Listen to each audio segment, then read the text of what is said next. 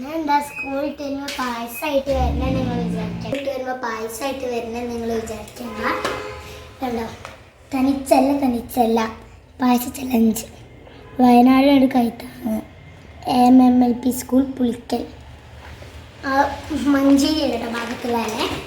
എന്താ പുളിക്കലാണ്, കൊണ്ടോട്ട് പുളിക്കൽ. പൊട്ടിച്ചോക്ക.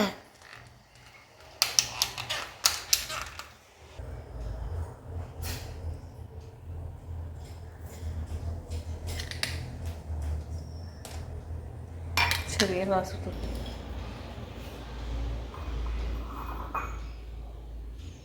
ചിന്തല്ലേ.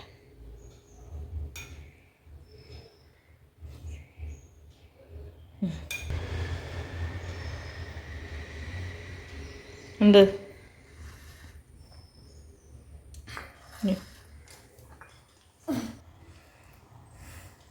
ഞങ്ങൾ ഈ പായസത്തിൻ്റെ രുചി, ഈ പായസത്തിന് ടേസ്റ്റോ അതോ ഇത് ഉണ്ടാക്കിയ ആൾക്കോ അല്ല നമ്മൾ ഇത് കൊടുക്കണത്. എന്താ ഇത് വയനാടിനൊരു കൈത്താങ് എന്നുള്ളൊരു ബുദ്ധിമുട്ടാണ് ചെയ്തത്.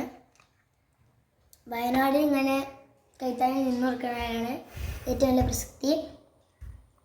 ഇതിപ്പോൾ എന്താ പറയുക, അവർക്ക് ഇനി നഷ്ടപ്പെട്ട ആൾക്കാരെ ഇനി തിരിച്ചു കിട്ടൂല.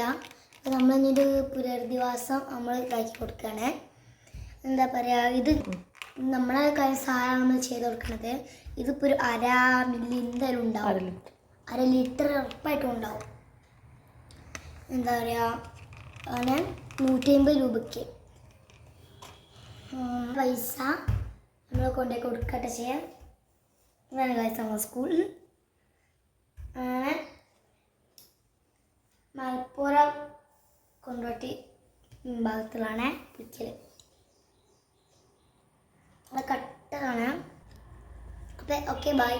എല്ലാവരും വയനാടിനെ പരമാവധി സഹായിക്കാൻ നോക്കാം. ബായ്. അപ്പോൾ എൻ്റെ മോളുടെ സ്കൂളിൽ നിന്ന്, മിയൻ്റെ സ്കൂളിൽ നിന്ന് പാഴ്സലഞ്ച് വെച്ചിട്ടുണ്ടായിരുന്നു വയനാട്ടിൽ പിന്നെ പെട്ട ആൾക്കാർക്ക് പുനരധിവാസം സാധ്യമാക്കാൻ വേണ്ടിയിട്ട്. അപ്പം എല്ലാവരും മാക്സിമം അവരെ ഹെൽപ്പ് ചെയ്യാൻ നോക്കുക.